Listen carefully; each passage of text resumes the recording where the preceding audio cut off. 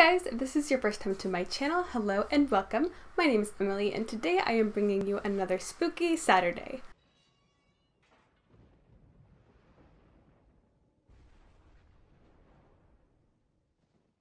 So today's video is going to be all about my friend's house and all of the weird paranormal stuff that happened there. Let's call her Judy for confidentiality reasons. Now we've been friends since 2009 and that was 9 years ago. We were freshmen in high school and it seems like not that long ago, which is crazy because it's 2018 now and it's already March.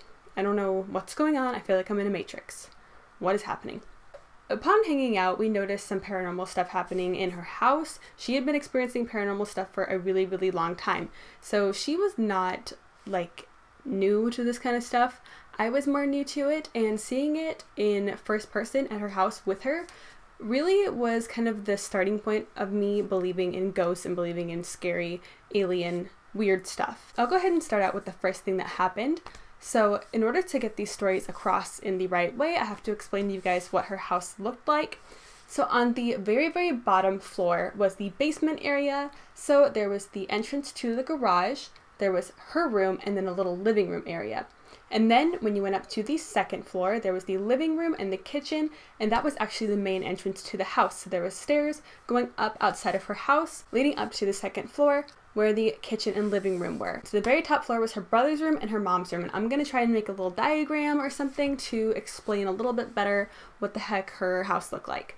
So in 2009, we were chilling in her room, listening to the radio, you know, doing weird little kid stuff, and we were on this chat AI website called Cleverbot. I don't know if you guys remember Cleverbot, but it was basically really, really early AI, and you would ask it questions and it would respond to you, and it kind of looked like Google. The format of it looked like kind of like a search engine like Google, and you would ask it questions and it would just respond to you random things that were in its database, and we were just messing around on it, just playing with it. Used to be the fun thing to do, I suppose, for, you know, the kids back in the day.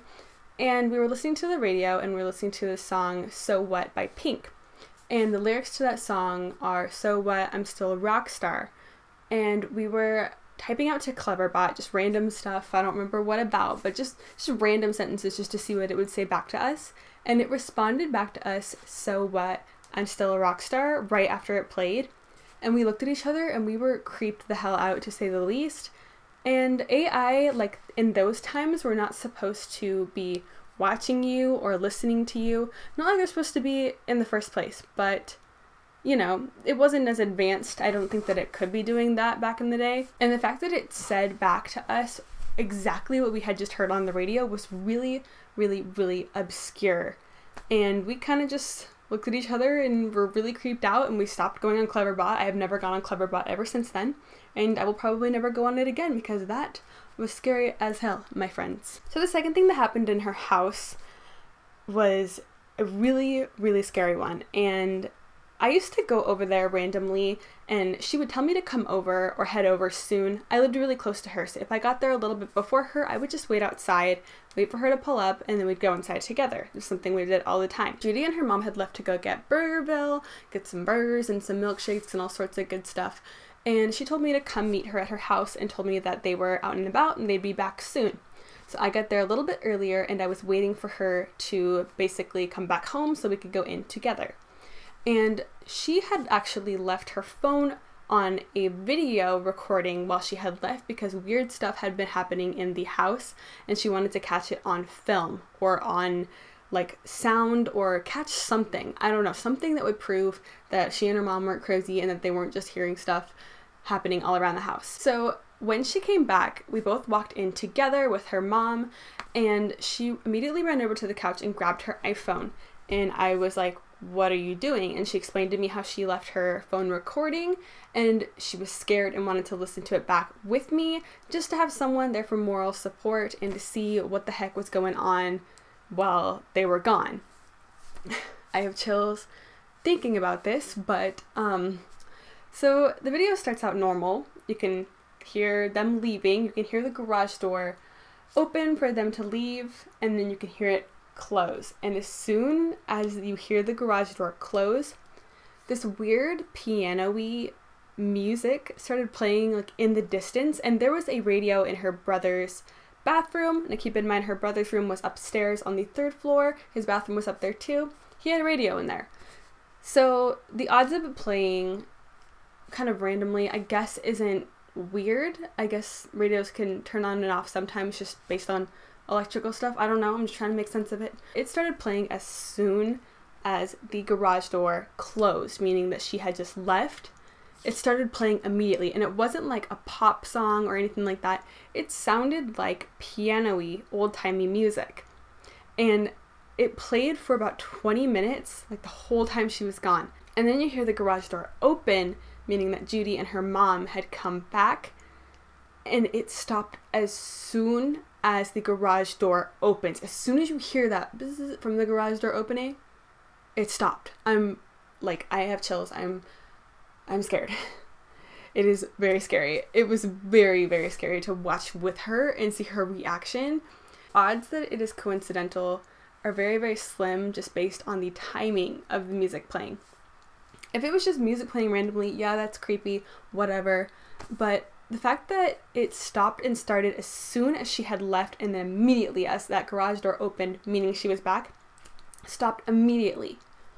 What the hell is that? A ghost just hanging out in her house, you know, jamming out to old-timey music while she's gone? I don't know. We'll never know, because we never further investigated because we were too scared to record a video in that house again. Like, we never did. No. Nope. Not today. Not today. To tell this next story, I have to give you guys a background on what a doppelganger is. I'm not 100% sure exactly what it is. I find my information out from Ghost Adventures and weird paranormal videos on YouTube, but from what I can tell, it is a ghost or almost demonic force, which is freaking terrifying. I don't want anything to do with demons. Get that away from me. I got my white light surrounding me. You are not touching this. But basically, it is a paranormal demon ghost thing that can take the shape of you and sound like you, which is horrifying. You know how in horror movies a lot of times there will be someone sitting on a couch and then they'll look behind them and there'll be their husband standing there staring at them weird, and then later on they go back upstairs after watching TV on the couch or something and they find out that their husband was sleeping the whole time. That is a doppelganger, and that's a real phenomenon if you believe in it, I suppose. And that is the premise of this story, so let's get into it. So like I said earlier, the garage is downstairs on the bottom basement level with my friend's room and the little living room area. And to get to her room, you usually just come in through the garage and go immediately into Judy's room. Just kind of a straight shot from the garage. So we had actually been out and about. I think we went to Sonic to get milkshakes. That sounds so good right now. I'm gonna need one after these stories. I'm gonna need some comfort food. But we had actually been out and about, we came back, and we came up through the front entrance, which, like I said earlier, there's stairs leading up to the 2nd floor, and you actually enter the house through the kitchen, living room, 2nd floor area. So we came in through that area, the typical, you know, front door area. We didn't come in through the garage, and her mom turns to us and goes, "Didn't you guys just come in through the garage?" And of course we were like, no, we were out and about. We haven't been home for hours. And her mom swore up and down and side to side in every direction that you can go that we had come in through the garage and had said stuff to her and were talking to her and went into Judy's room. And good Lord, we had not. We had been outside and we came inside and we were immediately hit with this information that basically either she imagined it or there's some paranormal, weird, spooky stuff happening in that basement or in the house in general. So that's terrifying, to say the least. Apparently that would happen often in her house. Judy had stories of people's voices being heard throughout the house when they weren't actually there, and it was never just a random voice. It was always like her mom's voice or her brother's voice or a family member's voice, and that is some dark stuff. If you look into that kind of stuff, that is supposed to be not just your average run-of-the-mill, you know, ghost trying to listen to some music and jam out like the one from earlier. That is some darker stuff, and I am not wanting to be a part of that. So the next story that I have for you guys is actually kind of a sad one, and I wasn't really involved in this one, but she told me about it.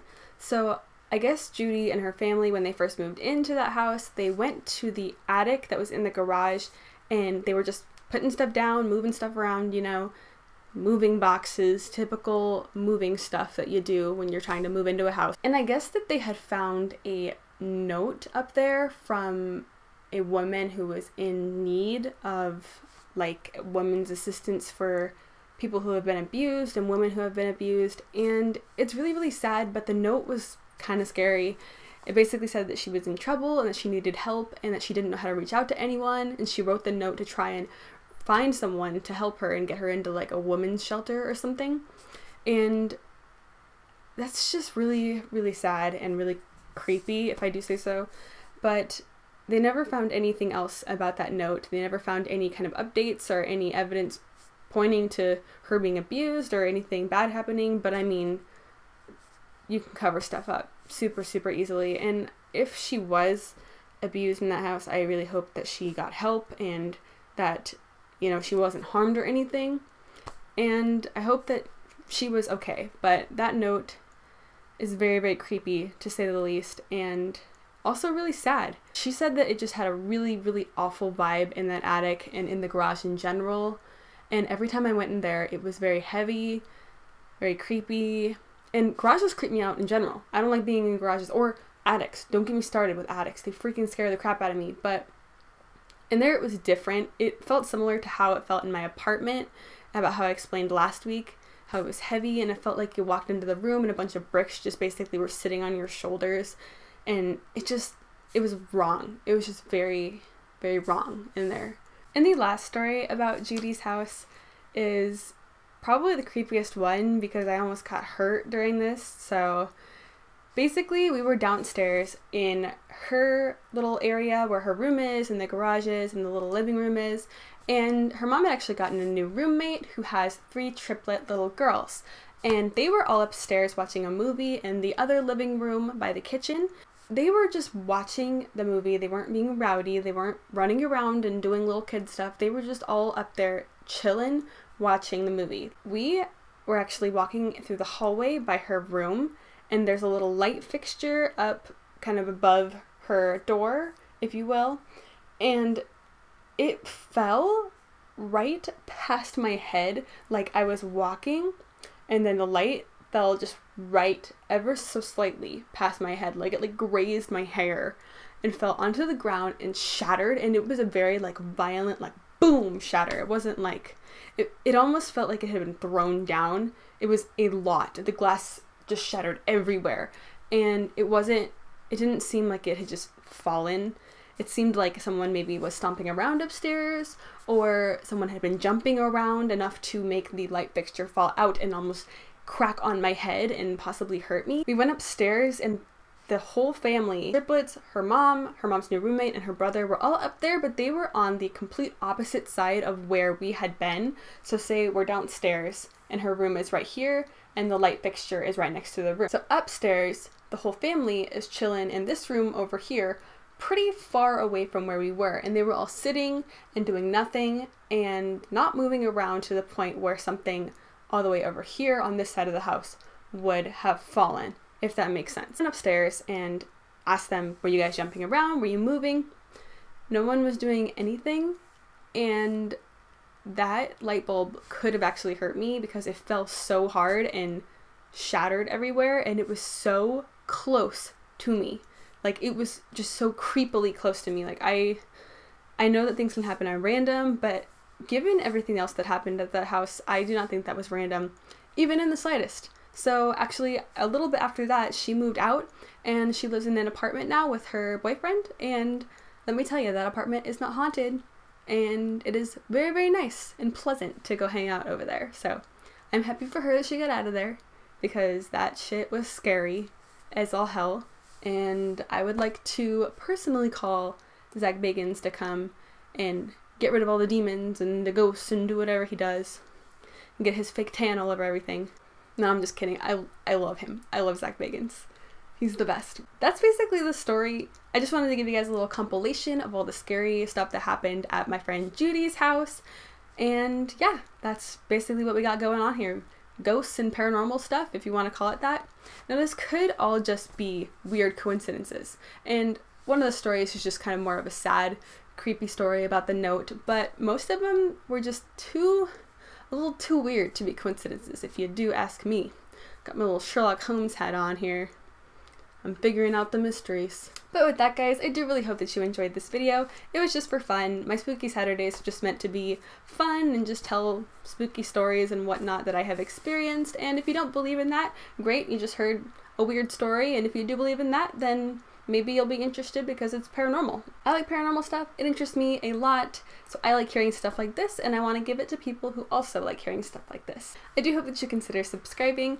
I have all sorts of spooky stuff and makeup stuff happening here on this channel, so if you like ghosts, aliens, and makeup, a weird combination, but somehow it works, go ahead and subscribe down below. I do hope that you are having an absolutely amazing day wherever you are, and I hope to see you next time. Bye!